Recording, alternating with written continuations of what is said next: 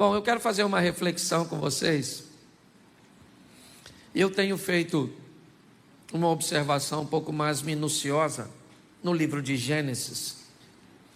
E eu me deparei com duas construções. Hoje eu vou falar apenas de uma.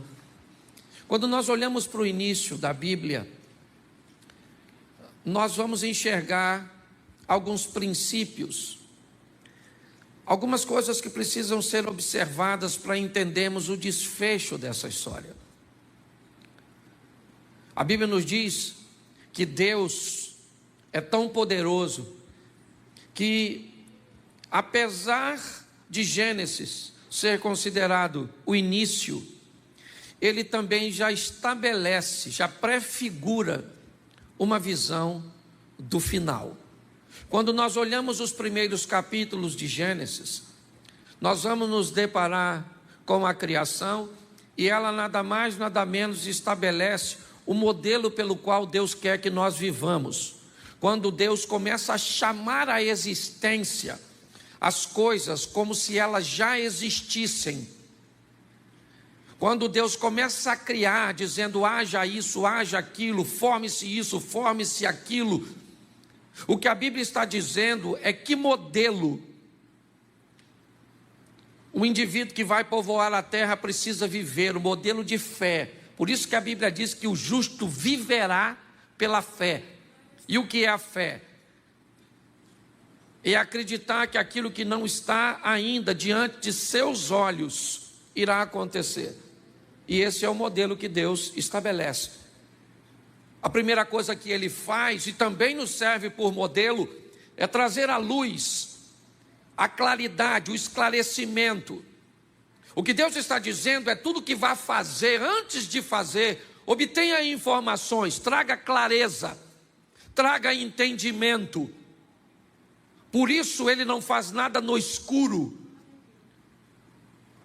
Depois, sabe o que ele faz? Ele tira da água a terra, porque o Espírito pairava sobre a face das águas.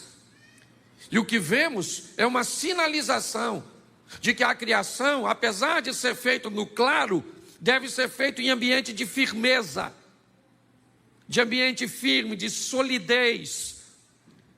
Muitas pessoas não obtêm sucesso em nada na vida, porque constrói tudo em ambientes movediços, de insegurança, de escuridão. Quando nós vamos ver a história de Adão e Eva, nós vamos descobrir o que Deus, como Deus sinaliza os relacionamentos interpessoais. Aliás, ao olharmos para a Bíblia, basta olhar para os 10 mandamentos e vamos descobrir que 7 deles são focados em relacionamentos interpessoais. Ame teu próximo como a ti mesmo. Honre teu pai e a tua mãe. Não matarás, não adulterarás, não dirás falsos testemunhos, não cobiçarás nada do próximo. Quando olhamos para tudo isso, o que recebemos é a direção.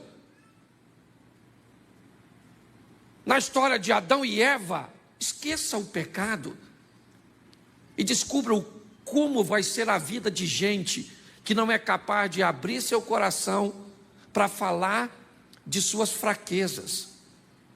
Quem fala de fraqueza não fala de fracasso. Essa é a grande verdade. Quando nós olhamos para Caim e Abel, sabe o que vemos? Vemos a Bíblia dizendo como é difícil lidar com diferenças. Como é difícil lidar quando pessoas têm coisas que nós não temos, com inveja. E olhando isso mais de perto, eu me deparei com a primeira grande construção feita pela mão do homem, a arca do Noé. Logo à frente nós vamos ver, assim que eles descem, a segunda construção feita pelo homem, a Torre de Babel. Duas coisas tão próximas, com significados tão distintos, com resultados finais tão diferentes. Mas vamos dar uma olhadinha nessa história rapidinha do tal do Noé, e vamos ver o que podemos tirar de resultados, de exemplo para a minha e para a sua vida. Coloca para mim, por favor, Gênesis capítulo 6, verso de número 9. Gênesis 6, 9, diz assim: esta é a história da família de Noé. Noé era um homem justo, íntegro, entre o povo da sua época. Ele andava com Deus. Feche seus olhos. Pai, em nome de Jesus, eis aqui a tua palavra. Continua falando conosco, usa-me como um canal de bênção nesta hora, pelo poder do nome de Jesus. Amém. Glória a Deus. Amém? Isso. A minha tradução diz que Noé era alguém perfeito em suas gerações. Ele era justo e perfeito em suas gerações. Me parece que a história de Noé tem muito a ver com o passado. Quando nós olhamos, por exemplo, para o pai de Noé, Lameque, eu não sei te dizer o que ele fez, mas quando Noé nasce, ele lança uma palavra profética para seu filho de forma extraordinária, dizendo que aquele menino iria fazer diferença na sua geração, e fez. Quando eu olho para o avô de Noé, eu me deparo com nada mais, nada menos que Matusalém.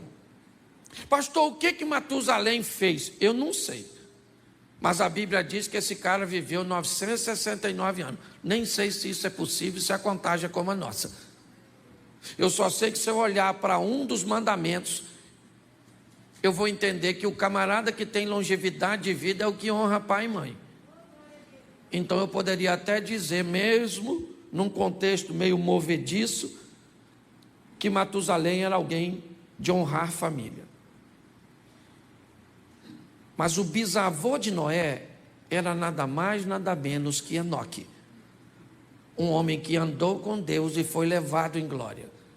Pastor, o que você está querendo dizer? Que Deus está dando o perfil desse cara. E diga-se de passagem, não chega nem perto do nosso. Porque se a gente for depender de um pai, muitas vezes, para ser bem-sucedidos, se nós formos necessitarmos de um avô ou de um bisavô para sermos bem-sucedidos, nós estamos lascados. Então, quando nós olhamos para o exemplo desse cara, é fácil. É fácil olhar para ele e ver que seu histórico, seu pedigree, seu sucesso em ser colocado no rol dos heróis da fé dos hebreus. Olhar um homem que fez a diferença, que construiu a primeira grande obra realizada por um homem, e não foi algo pequeno. Nós olhamos e dizemos, esse cara fez porque tinha um contexto familiar que lhe dava a base para isso. Tá bom, mas eu não tive. Você não teve. Você teve um pai cachaceiro, negligente, certo? Você teve alguém que, muito pelo contrário, você deve evitar copiar. Então, como é que eu vou olhar para a minha vida e vou pegar esse texto bíblico e vou dizer que eu tenho condições de fazer a diferença, que eu vou viver o que ninguém na minha família viveu, que eu vou andar com Deus se minha mãe não andou, se meu pai não andou, ou se anda de qualquer maneira, ou se alguém dos meus foi pastor, mas foi um pastor de qualquer jeito, ou se minha família é toda desestruturada. O que é que a Bíblia está querendo me dizer quando me dá como referência um indivíduo tão perfeitinho, para que eu estabeleça como parâmetro? Por que Noé andava com Deus? É fácil. Porque Lameque andava com Deus, porque Matusalém andava com Deus, porque Enoque andava com Deus. Agora, como é que você vai andar com Deus? Como é que isso vai acontecer com você? Aqui já poderíamos ter uma boa desculpa para justificar nossa superficialidade em relacionamento, nossa imaturidade em sensibilidade. Quando olhamos para esse texto, se não colocá-los da forma correta, nós já vamos achar aqui um excelente limitador para mim e para você. Mas não é disso que eu vim falar. Eu vim falar que não interessa se você tem pedigree ou não, chegou a sua vez de viver a sua história com Deus, e ela é altamente particular. Então, se você quer se colocar como um produto do meio, tem todo o direito. Só que a Bíblia diz que Noé vivia no meio de uma geração corrompida, mas ele resolveu se manter. Ah, pastor, mas o senhor mesmo já disse que ele resolveu se manter. Por quê? Porque todo mundo na igreja do Noé era crente pra caramba, porque os vizinhos do Noé eram crente pra caramba, porque o Noé estudou no colégio ali, que todo mundo era crente, e eu não. Beleza, e daí? É essa justificativa que você quer? Então deixa eu te dar um texto bíblico simples para você observar. Observe aí, por gentileza, Romanos 12:2. Coloque para mim aqui.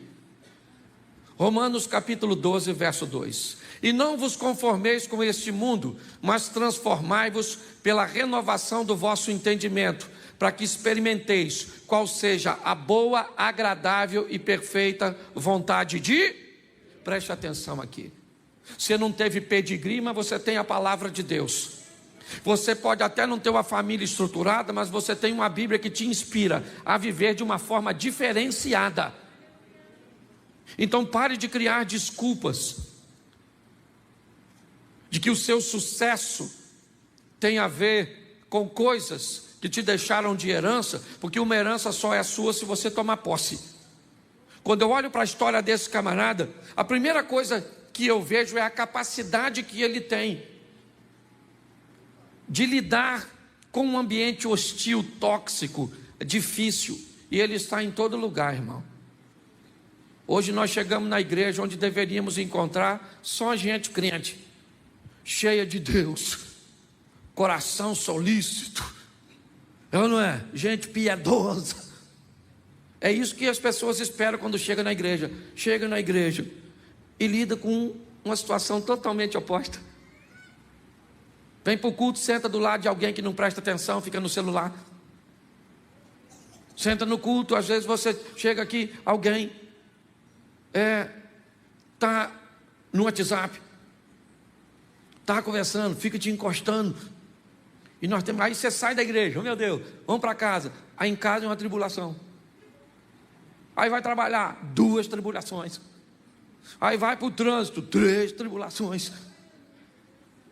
Como é que nós vamos ser crentes num ambiente desse? Pare e pense nisso.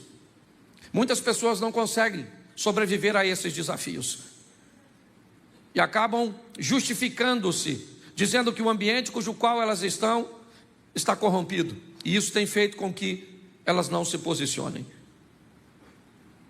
A história deste homem me inspira a entender que a geração cuja qual ele estava inserido era uma geração pecaminosa, mas ele conseguiu sobreviver. E ele, porque tinha uma estrutura familiar, mas nós, porque temos o Espírito Santo de Deus.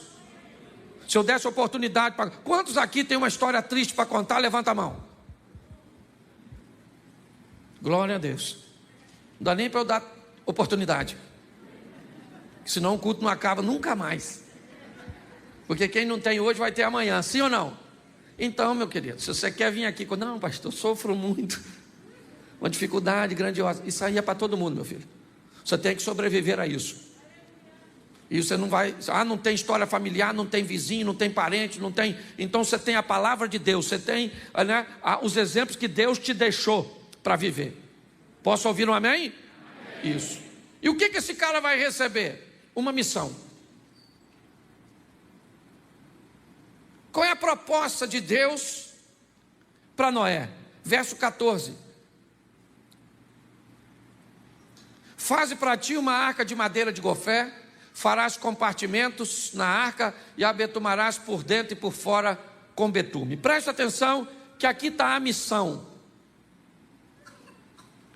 Deus vai dizer para Noé o que Ele quer que Noé faça. E não é nada fácil. Não é algo cujo qual ele tem habilidade para fazer. Ele não tem expertise. Noé é um agricultor. O que ele está acostumado a lidar com plantio. É aquilo que ele sabe fazer. E um belo dia Deus aparece para ele e diz para ele: olha, Noé, eu preciso que você faça uma arca de madeira,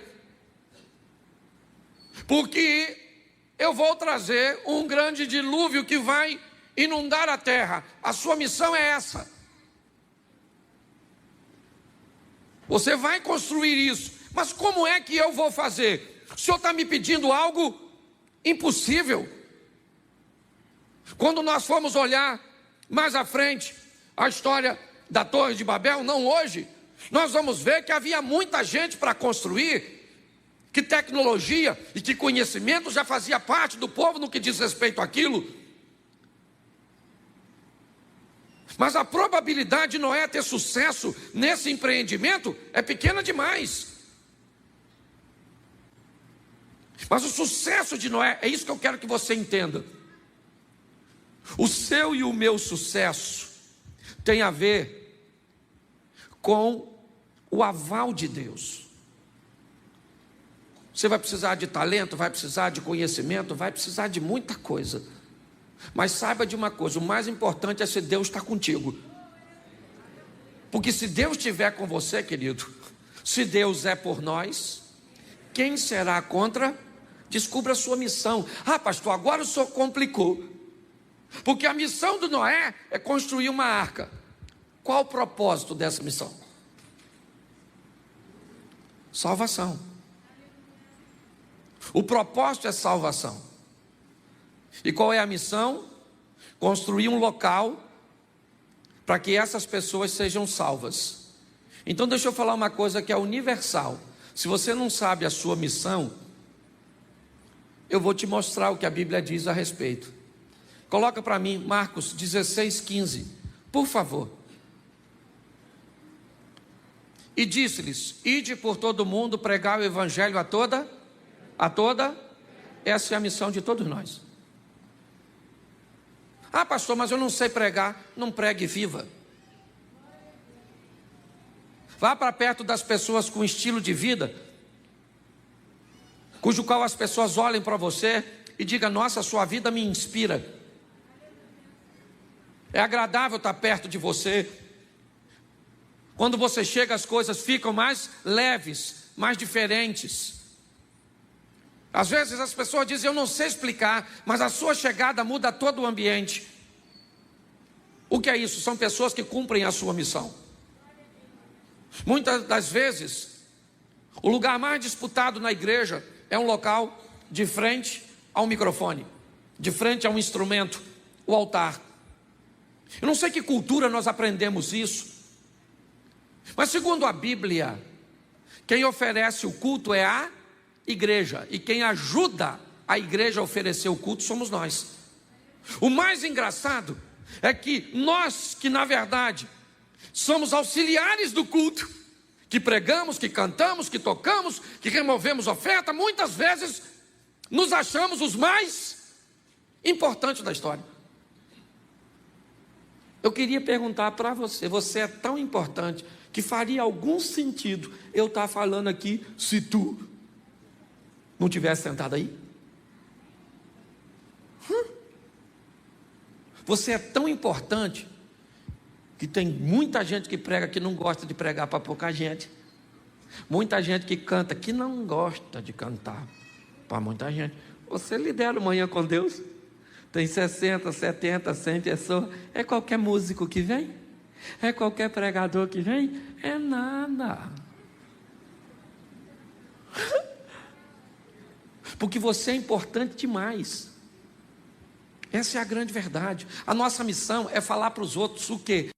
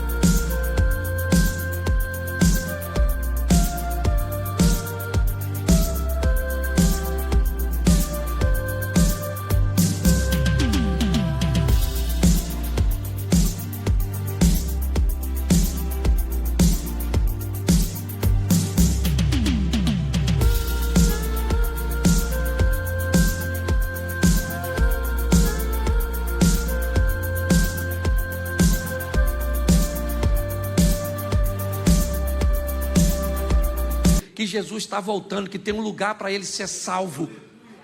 E você não precisa de microfone para isso. Ah, pastor, eu tenho vergonha de falar que Jesus salva, então fala que o diabo carrega. É a mesma coisa. Aí ele vai falar, mas eu não quero que o diabo me leve. Aí você diz, aí Jesus salva. Começa pela parte mais difícil. Certo? Então, é muito importante nós entendermos isso. A história do Noé aponta para mim, primeiro, que eu tenho que sobreviver nesse ambiente hostil e ser crente no meio de muita gente que é sem vergonha. Estou na igreja com o pastor e eu posso falar. A igreja tem invejoso? Mentiroso? Mal pagador? Ou se tem gente que tem até experiência forte. Por isso que ela é comparada à arca. Um ambiente sujo. Pensa, hipopótamo.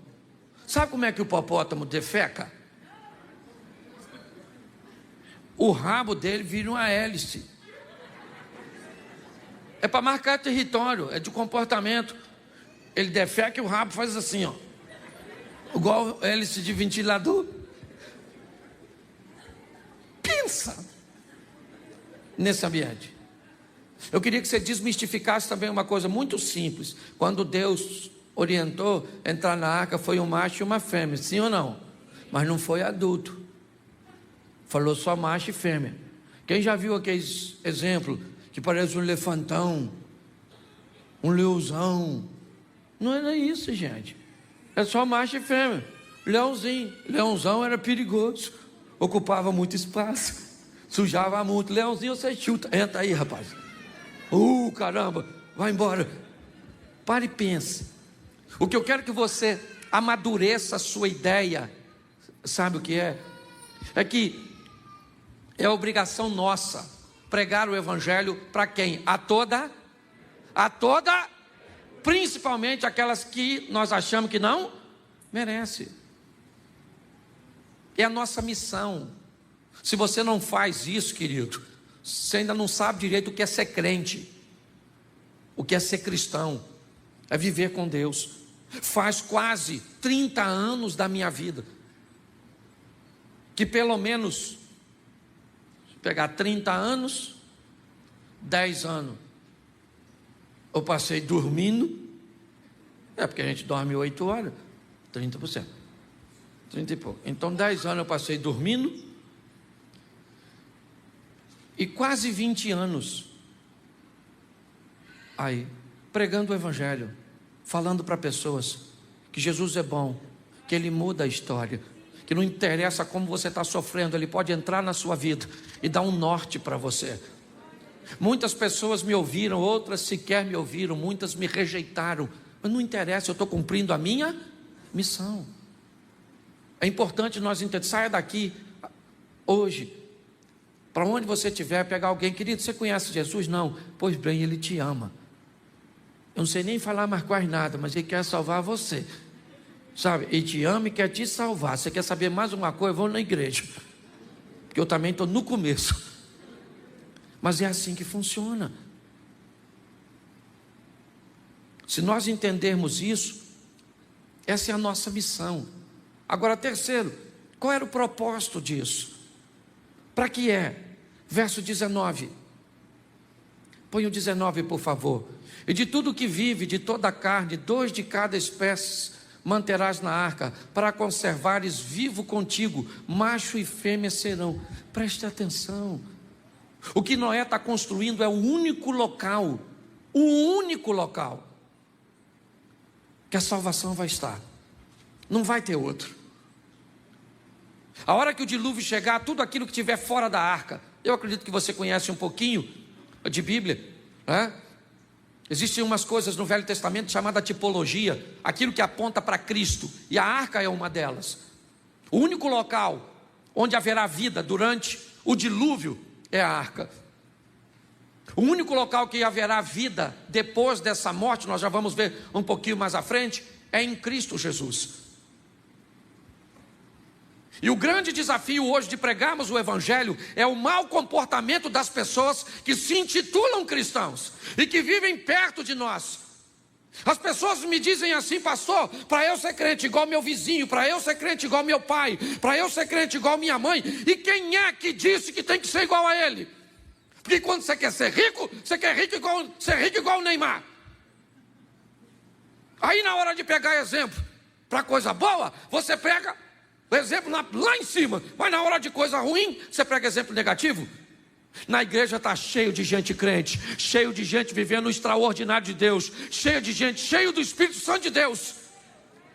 Mas nossos olhos parecem, eu como pastor, eu tenho muitos pastores amigos experientes, e às vezes eu vou falar com eles, eles falam assim: Cláudio, pare de olhar na igreja para pessoas com poucos resultados, para gente que está ruim. Para ela você continua pregando, mas olha para o cara que está trabalhando, olha para o cara que está mudando de vida, olha para o cara que está indo para frente, que é isso que vai te animar.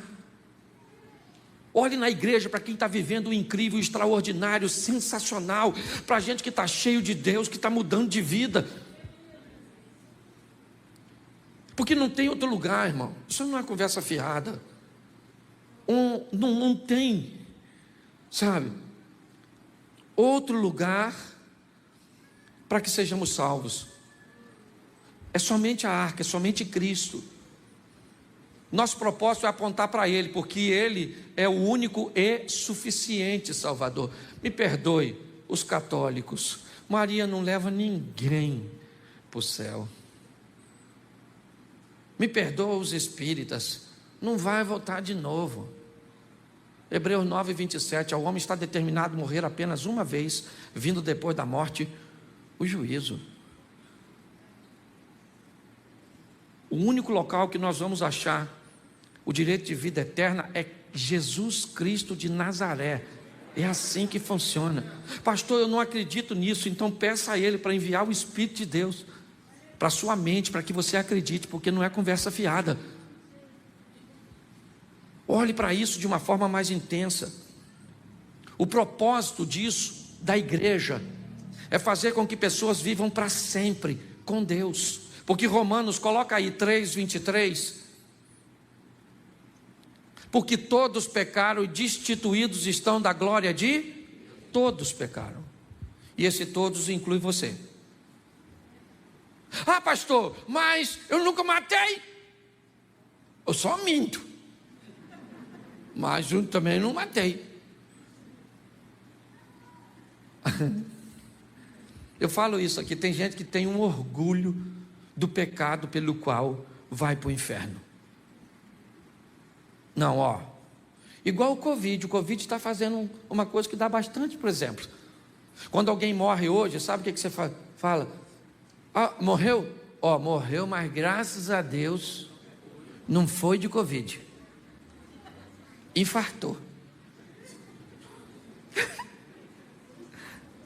Mas não morreu? Mas graças a Deus. Certo? Tem gente que tem orgulho. Eu vou para o inferno, mas não é para o adultério. É só porque eu sou nervoso e falo uns palavrão. Isso vai dar uma confusão lá na porta. Por que você veio?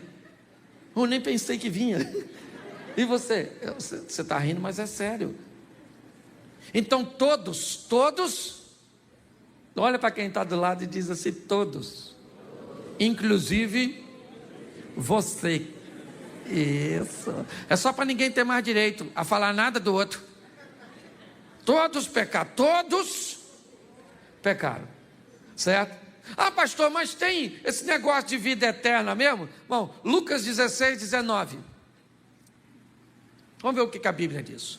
Ora, havia um homem rico que se vestia de púrpura e linho finíssimo e vivia todos os dias regalada e esplendidamente. Verso seguinte. Põe o próximo. Havia também um certo mendigo chamado Lázaro, que jazia cheio de chagas à porta daquele. Preste atenção. Aqui nós temos dois indivíduos. Isso é só para exemplificar. Eu quero que você pegue a mensagem. Tinha quantas pessoas aqui? Quantas? Duas. Aqui figura um rico e um pobre, mas Jesus já vai desmistificar isso, certo? lá em Lucas 19, onde ele entra na casa de um milionário chamado Zaqueu e diz: hoje salvação chegou a esta. Então a história aqui não tem a ver com que rico vai para o inferno e pobre vai para o céu. Não é dinheiro que leva para o céu, meu filho. Então desmistifica isso. Eu me orgulho de ser pobre. Vai ficar decepcionado quando chegar no céu. Rua de ouro, vai caçar lama e não vai ter. Aí você vai perguntar: onde é a roça daqui? Tem gente que nem tem que ir para o inferno mesmo. Tem uma turma que tem que ir. Sério, sério, sério. Oh Jesus, tem misericórdia. Certo? Então aqui tem dois homens. Amém? Verso 22. 22. E aconteceu que o mendigo morreu. Quem morreu? E ele foi levado pelos anjos ao seio de... E morreu também? E foi? Quem é que morreu? Os dois, o rico e o... Porque a morte não tem um troço mais democrático que morte. Pensa numa democracia. A morte só mata pobre? Que nada. A morte só mata rico? Só mata culto? Não, a morte, todo mundo morre. É um privilégio que todo mundo tem. Ah, eu não consigo morrer. Fica tranquilo, menino. Tem dinheiro, queria morrer, não queria morrer, morre assim mesmo. Tem gente que está mandando congelar o corpo para ver se vive de novo daqui a 200 anos. Quer ser primo do Highlander. Não vai rolar. Então não morreram os dois? Sim ou não? E agora? Preste atenção. O texto vai dizer que todo mundo morre. E agora, o desfecho dessa história, eu não vou ler tudo, mas é de uma forma mais objetiva. Um no inferno e o outro no céu. Um no inferno e o outro no... A Bíblia diz que um está no seio de Abraão, o outro foi sepultado, está lá no Hades. A representação é céu e inferno. A Bíblia está dizendo que tem céu e inferno? Sim ou não? Sim ou não? Mas tem algumas pessoas que acham que não. Aí eu te pergunto: você acredita nas pessoas, no seu professor de filosofia, no documentário Alienígenas do Passado, no Lúcifer, seriado? Quem é que assiste Lúcifer? Levanta a mão, você pode levantar, que aqui a gente não... Isso, legal aí, ó. Lúcifer. Quando eu era garoto, se eu falasse essa palavra em casa, não tinha dente na minha arcada dentária, só próteses. Você está rindo, mas é sério. Mas é céu e inferno. A Bíblia está dizendo que tem. E quem é que diz que não tem? Às vezes é alguém que sabe mais que a Bíblia. Apocalipse capítulo 2, verso 11. Coloca aí. Quem tem ouvidos, o que o Espírito diz, ao que vencer, não sofrerá o dano, não receberá o dano da... Preste atenção. Rico e Lázaro, os dois estão vivos, ok? Os dois morreram a primeira morte, sim ou não? A palavra morte está totalmente associada com separação. Porque o indivíduo morre, porque o espírito sai dele. Quando o espírito abandona um corpo, este corpo perde a vida. Todo o seu sistema de eletricidade, que faz o cérebro funcionar, o coração bater, ele se ausenta. Então, quando o espírito se separa do corpo,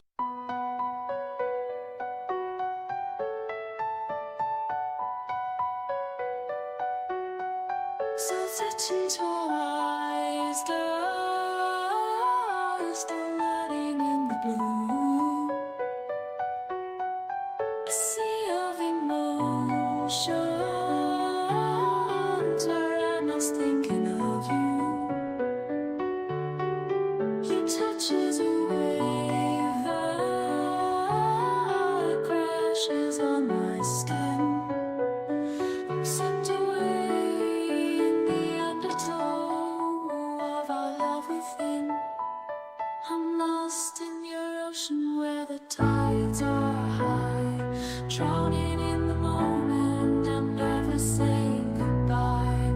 In your love I'm free where the darkness shines. Lost in your ocean, I'm home, I'm mine. Your love is a mist that surrounds me like a cloud. I'm chasing the highs and the lows of a love avowed. In the silence I hear your voice, whispering my name, a siren's call that beckons me to the flames. I'm lost in your ocean where the tides are high, drowning in the moment, I'm never saying goodbye. In your love I'm free where the darkness shines. Lost in your ocean, I'm home, I'm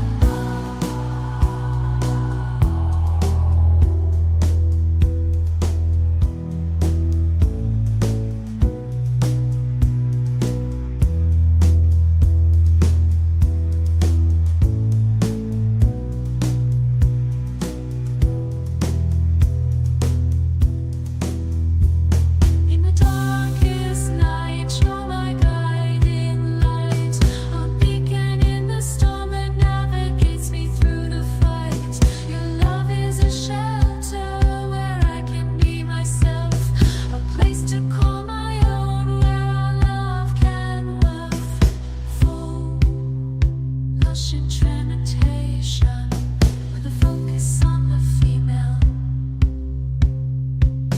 I'm lost in your ocean where the tides are high, drowning in the moment, I'm never saying goodbye. In your love I'm free where the darkness shines. Lost in your ocean, I'm home, I'm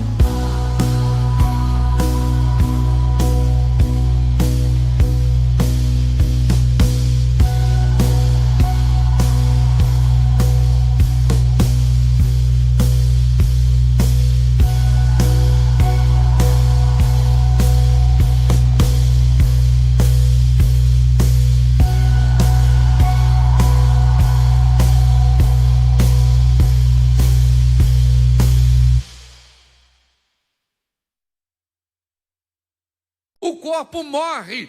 E o que acontece com o corpo? Volta para... Mas entre corpo e espírito tem uma coisa chamada... E o que foi para o inferno e para o céu foi a alma do rico e a alma do Lázaro. Pastor, onde é que está o dano da segunda morte? Se a primeira é a separação do espírito do corpo, a segunda é a separação da alma de Deus. O que a Bíblia está dizendo é que a minha alma corre o risco de se separar de Deus, de ir para onde? Para o inferno. Pastor, há muito tempo que eu não escuto uma mensagem dessa, e nem esperava ouvir isso do Senhor. Pois é, querido, mas eu estou preocupado, porque nós estamos com a igreja lotada, mas me parece que o céu vai ficar basicamente vazio, porque o povo está fazendo o que quer, vivendo de qualquer jeito. Aí vem para a igreja porque eu sou engraçadinho, acha que eu vou dar moleza. Querido, cuidado que o Satanás está aí, querendo o quê? Roubar, matar e destruir seu casamento, sua família, sua fé, te levar para onde ele está, porque a Bíblia diz que o inferno foi feito para Satanás e para seus anjos, mas ele não quer ficar sozinho, quer levar eu e você. Ah, pastor, mas é difícil a tentação. Difícil só para tu? Você acha que é só você que gosta de ouvir uma vergonhice, olhar para um lugar proibido, passar a mão no lugar? É o que eu falo aqui na igreja. Antes de casar pode fazer sexo? Não pode não? Mas a pessoa quer fazer? E depois que casa pode? As pessoas querem fazer?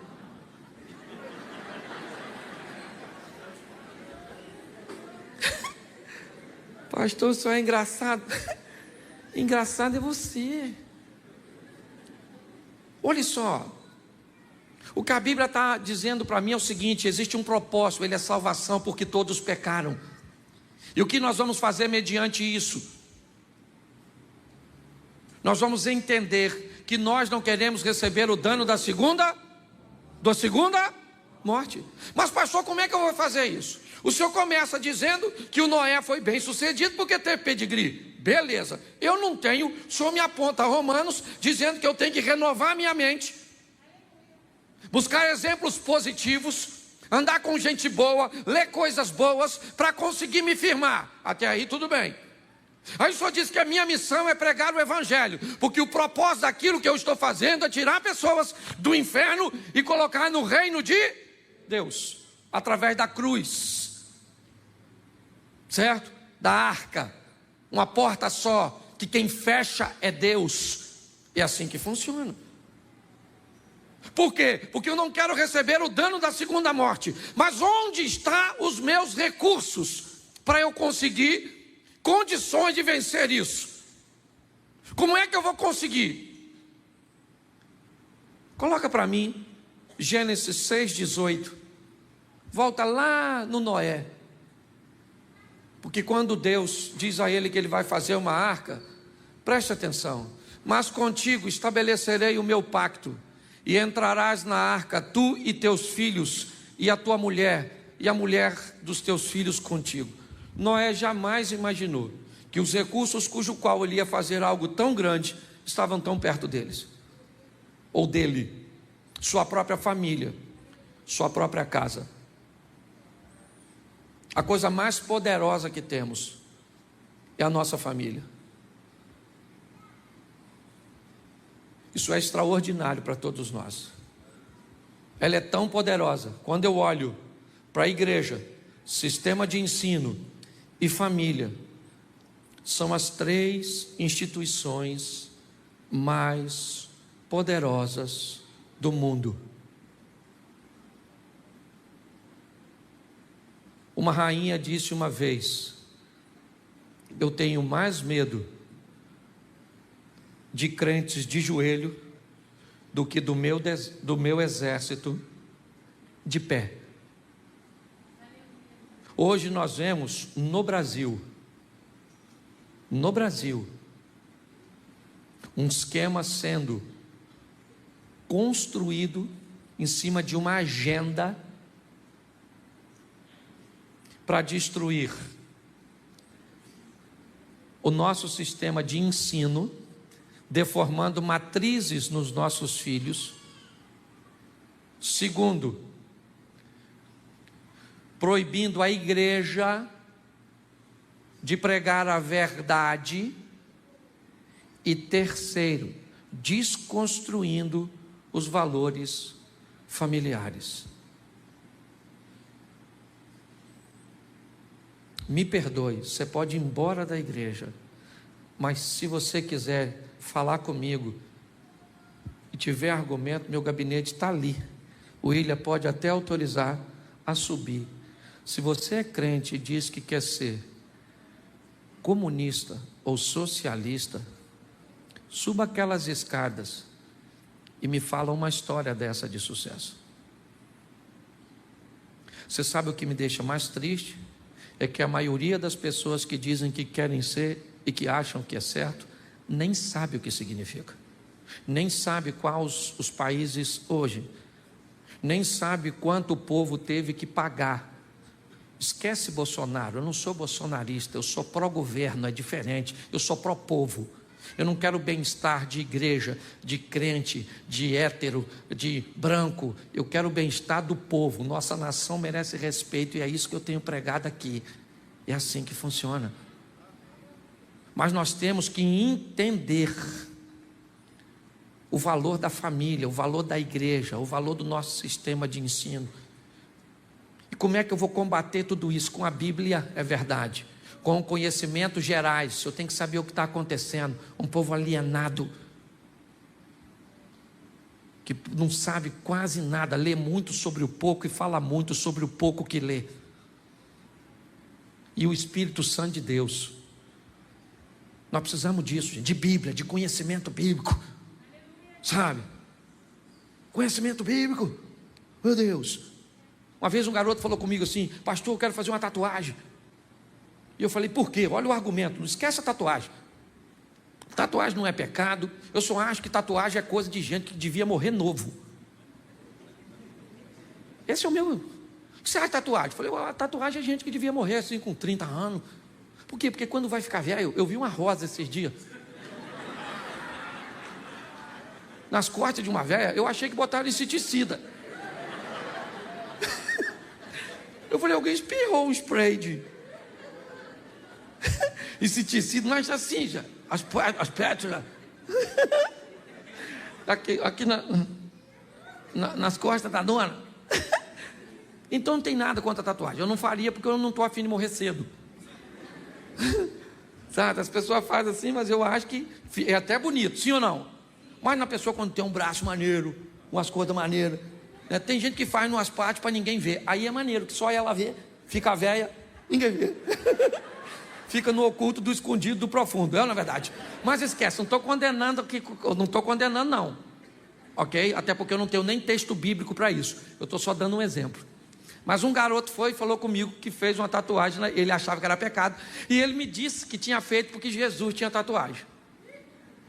E aí eu queria saber a profundidade do conhecimento teológico do irmãozinho. E ele me disse que a Bíblia diz que ele tinha na coxa escrito Rei dos Reis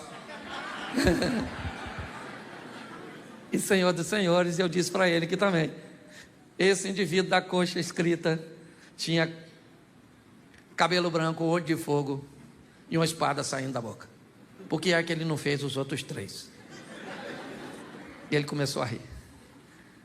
Conhecimento bíblico nos faz entender que o que estamos fazendo primeiro não é pecado ou é pecado. E quando alguém vier com uma historinha para nos confundir a nossa mente, nós temos conhecimento bíblico. Nós precisamos de uma igreja que leia a Bíblia. Quem aqui lê a Bíblia? Glória a Deus.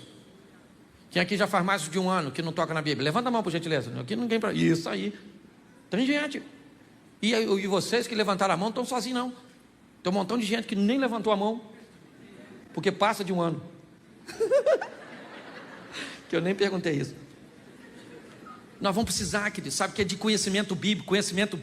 A batalha, certo, no monte da tentação, lá próximo a Jericó, entre Jesus e Satanás, conhecimento bíblico. O diabo vai tentar te convencer.